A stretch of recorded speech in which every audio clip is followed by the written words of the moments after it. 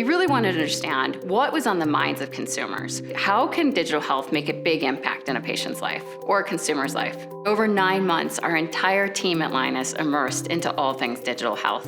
One of the things that we really wanted to uncover and understand the motivations behind our health optimizer. That person who is looking to take a next step with their health, they want trust, they want adaptability, and importantly, they want direction.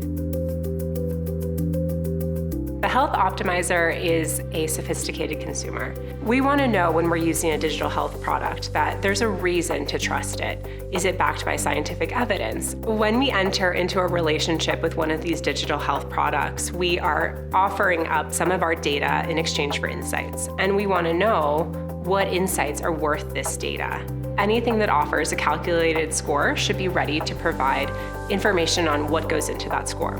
With the Whoop, it gave us a low oxygen reading, which we were able to validate with our pulse oximeter. That gives a really nice feeling of this is a device I can trust. Could a reading be misinterpreted in any way? Trust isn't inherent just because a company is a big brand name. The consumer wants to know where that data is coming from, how it's being calculated, and why they should trust it in the first place.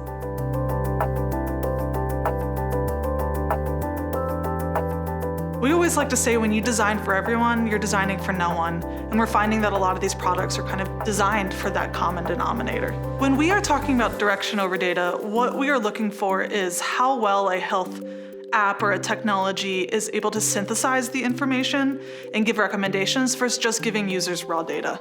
The questions we're asking are changing. It's not, what's my heart rate?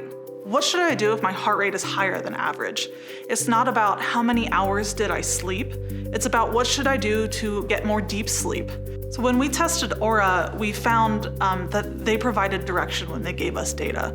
You know, where Apple Watch will tell you how many hours you slept, Aura actually digs into it a little bit deeper and will tell you what time to go to bed. We're finding that this data, this raw data, isn't actionable enough for consumers, and it's not informative enough for healthcare professionals. So what we're seeing is this really unpurposed space between where medical grade and consumer grade information is coming in. As a consumer, not having that direction, not having that why, when you're given all this data, is really unsatisfying.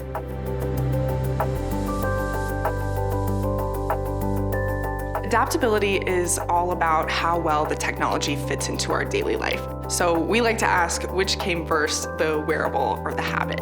It's kind of all about, wanting to optimize your experience and being uncertain of how to do that.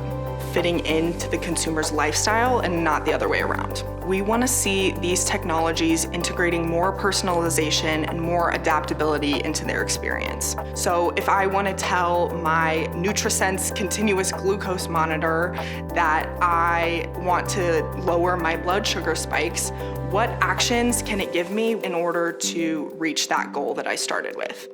So what's interesting is that in all these technologies, these companies or brands are trying to forge a relationship with their audiences, but through a digital means. So the number one directive that we have for any company is to really focus on how you build that trust with your audiences. You need to go beyond just understanding your customer on a surface level and really understand their behavioral triggers, understand their psychology. And so not only focusing on that health optimizer, but looking at the majority markets so that these technologies can affect the lives of as many people as possible.